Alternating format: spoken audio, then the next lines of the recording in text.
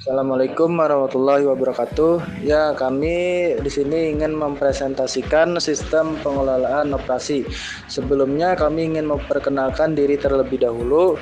Yang pertama ada Nur Saifah Putri, yang kedua ada Muhammad Kamil, yang ketiga ada dari saya sendiri yaitu Muhammad Fikri, yang keempat atau yang terakhir ada Pina Pahlawati Indriani.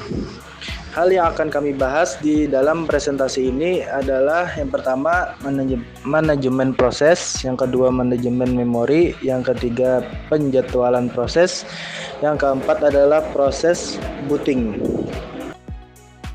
Yang pertama yang ingin saya jelaskan di sini adalah manajemen proses. Apa itu manajemen proses? Dan apa itu definisi manajemen proses? Manajemen proses adalah fungsi utama dari sistem operasi yang mengelola siklus hidup proses, termasuk dari pembuatan, eksekusi, penghentian, dan komunikasi antar proses. Dan fungsi dari manajemen proses adalah membuat dan menghentikan proses. Proses baru dibuat saat aplikasi dijalankan dan dihentikan saat selesai. Penjadwalan proses atau scheduling menentukan urutan eksekusi berdasarkan prioritas. Status proses, ada new, proses baru dibuat, ada running, proses sedang berjalan, ada waiting, proses menunggu giliran, ada terminated, proses selesai, dan ada komunikasi antar proses atau EPC menggunakan shared memory atau message passing untuk komunikasi. Penanganan deadlock, sistem mendeteksi dan mengatasi masalah deadlock. Manajemen memori utama adalah proses yang dilakukan oleh sistem operasi untuk mengatur dan mengontrol penggunaan RAM, random access memory. Fungsi manajemen memori: alokasi memori, statis, dialokasikan sebelum program berjalan dan tetap. Dinamis, dialokasikan saat program berjalan sesuai kebutuhan. Fragmentasi memori, internal, memori dialokasikan lebih besar dari kebutuhan program. Eksternal, sisa memori tidak cukup besar untuk digunakan oleh program lain. Swapping, memindahkan data dari RAM ke disk untuk membebaskan ruang, kemudian mengembalikannya saat diperlukan. Pegging dan segmentation. Pegging, memori dibagi menjadi blok kecil pegs. Segmentation, memori dibagi berdasarkan fungsi, kode, data, stack.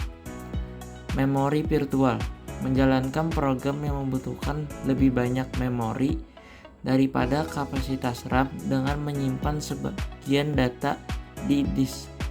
Cara alokasi memori ada 3. Per speed, mencari blok pertama yang cukup besar.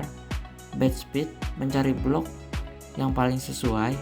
Worst speed, mencari blok terbesar agar sisa memori dapat digunakan nanti.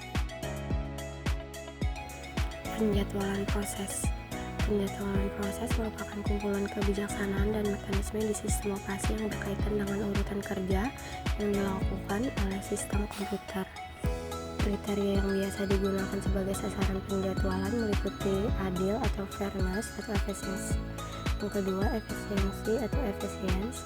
Yang ketiga, waktu tanggap atau response time. Yang keempat, turnaround time. Yang kelima, throughput.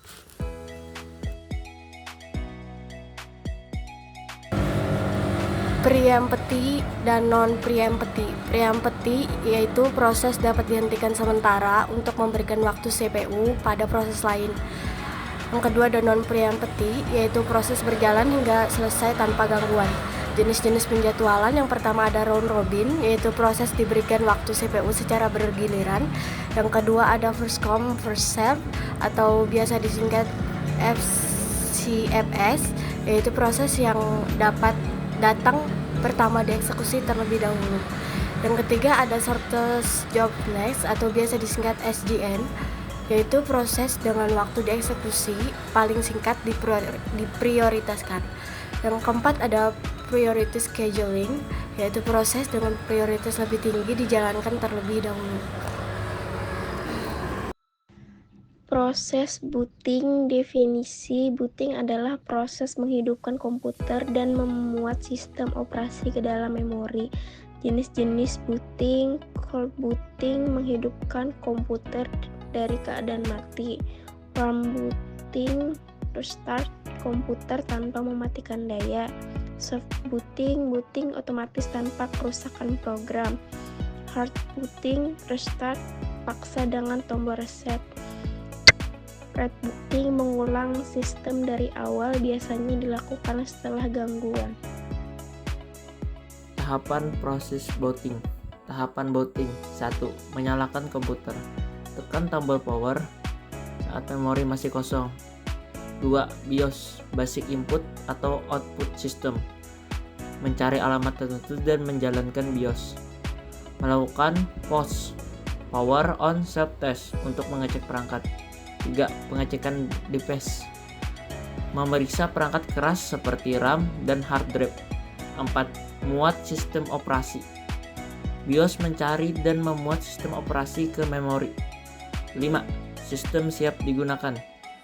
Pengguna dapat menjalankan aplikasi setelah sistem operasi siap.